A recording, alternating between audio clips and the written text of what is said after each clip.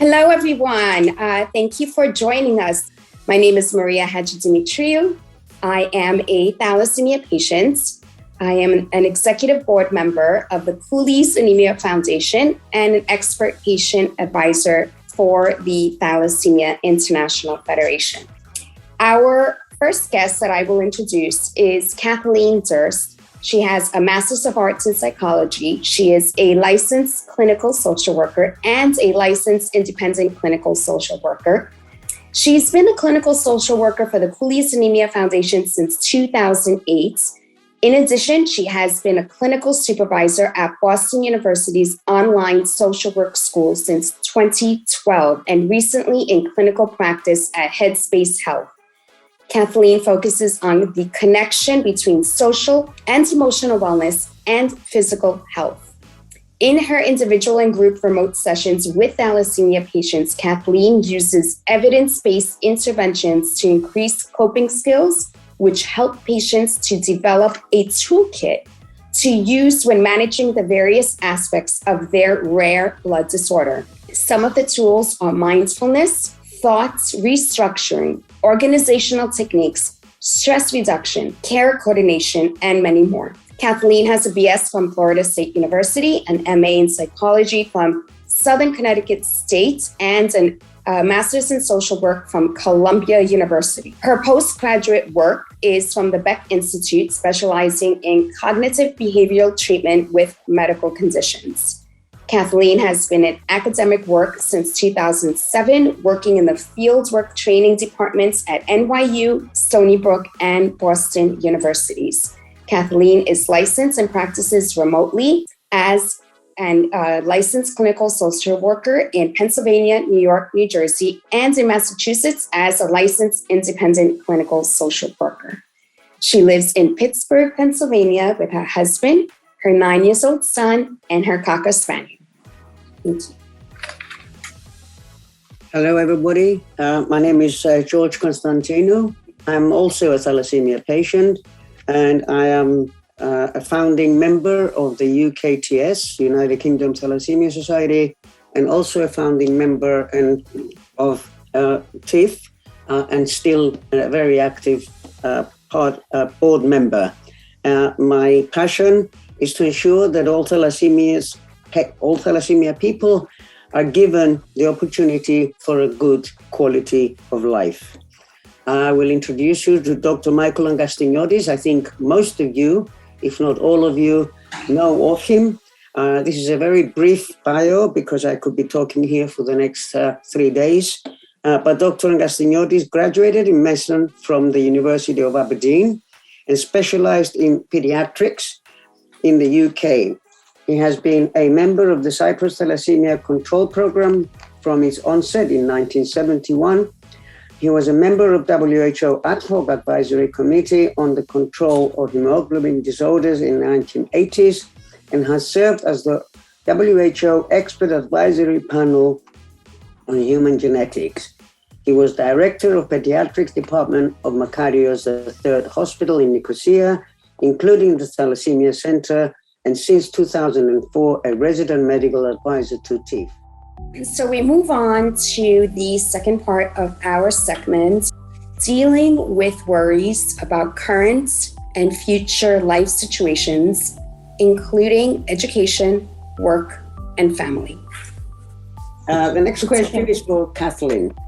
I have an office job as everybody else. I started from the bottom and I proved myself and progressed few steps. My worries, and I am afraid that this will affect my work anyway, is that one day I will face a situation that I can't deal with because of my thalassaemia. There are no obstacles at the present time, but it is always in my thoughts. So the first thing I would emphasize is, spending a lot of time celebrating those accomplishments and everything that you've done, right? So that's like that inventory of, pluses and challenges, I guess. So everything you've done to get there, the strengths you have, the things you put in place, looking at what objectively are you worried about. So being able to make a list of objective worries And are they really objective worries, or are they worries that are just kind of more like kind of thought of I will fail, or no one will be there for me, or, what are those kinds of thoughts? Because there's no data to support that type of futuristic anticipatory worry. So being aware of what kind of worry is this, and really put it down on paper. Many of the objective worries can truly be remedied by being prepared. If you need to do something work-wise, to predict, does your job offer leave of absence? Will you need assistance in this area or that area? Do you need to maybe save more money so you can retire earlier, anticipating something? But being real clear about what type of worry that is. Many times the worries are not as objective and rational, and once talked through, they can realize that, wow, look at what I've done so far, so why would I think that I can't get to where I want to be? So it's kind of bumping up that belief system in yourself. And in this case, with this particular patient, there's evidence to support that, so this is like kind of an easy one, really. The past predicts the future many times. So that's some of what I would have to say. Worrying to me is a thief of time. Just don't if you're moving up the ladder and succeeding, like you said, celebrate that. Aging with thalassemia is incredibly challenging, but don't allow your worries to steal any part of your today's life, and being with family and friends, and like you said, celebrating. So worrying is a true thief of time, and when we worry, our heart, I feel sometimes that our heart causes that anxiety, and then it could lead into worse things. So celebrate today and live every moment. Don't stress what might happen in the future with your thalassemia. Definitely, prepare yourself, like you said, Kathleen, prepare yourself, but take that worry away. So my next question is for Dr. Michael. I am in my 40s and have a girlfriend. I am afraid to get married, fearing that in the future, things will be difficult and leave behind me a widow and children. I really don't know if I am right or what to do. 40s is not young. My first reaction to this gentleman who is in a relationship and he's afraid to get married. My first reaction is, it's not just his decision. What about the lady herself? So, according to, it must be a close relationship, or else he wouldn't be thinking of marriage.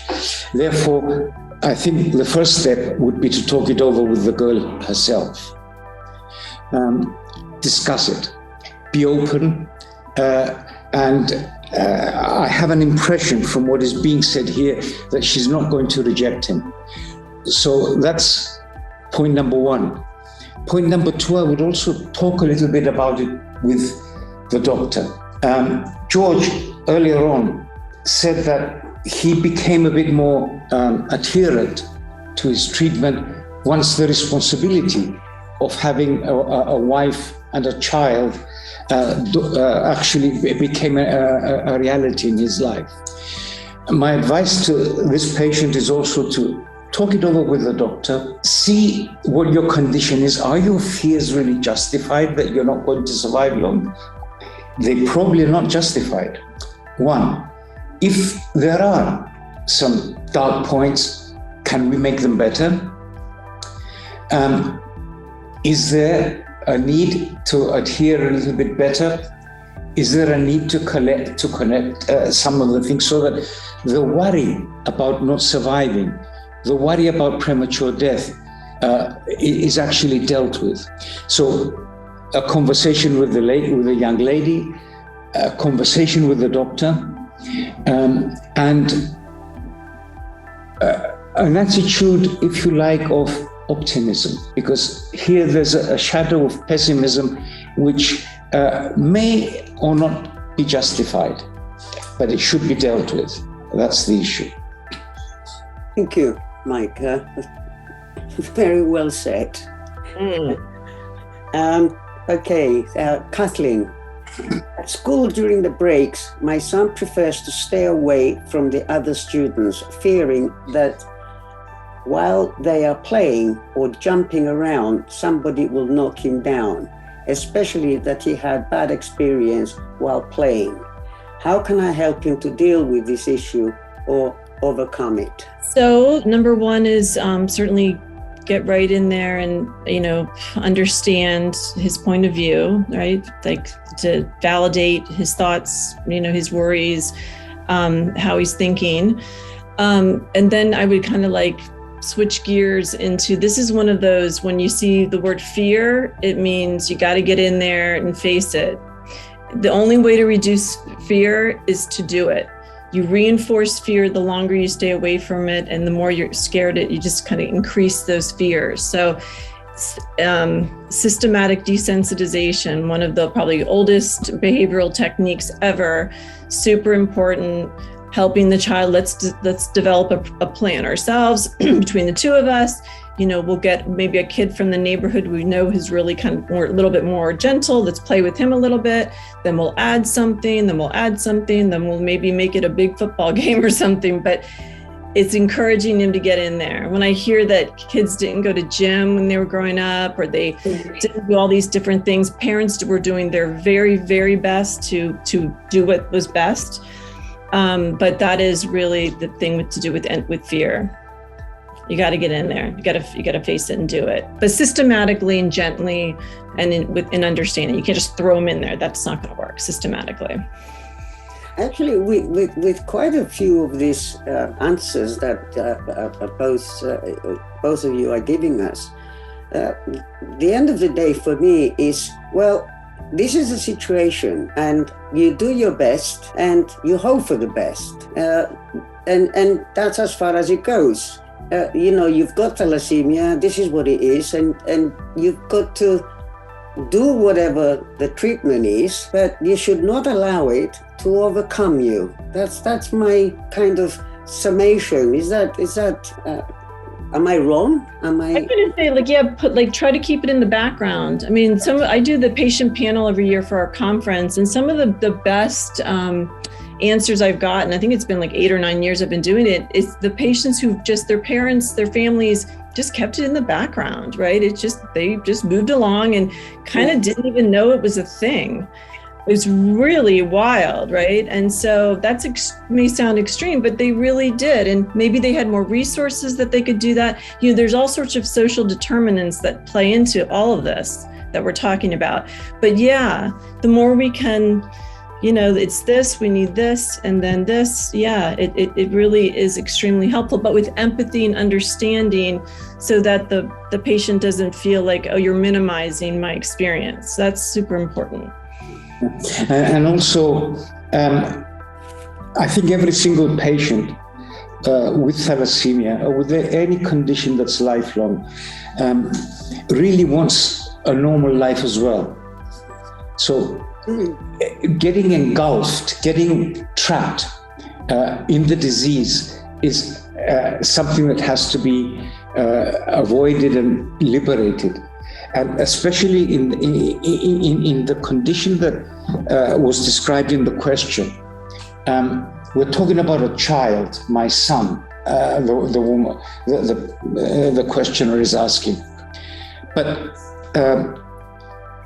at a young age, we encourage a normal life. We encourage playing. We encourage even playing,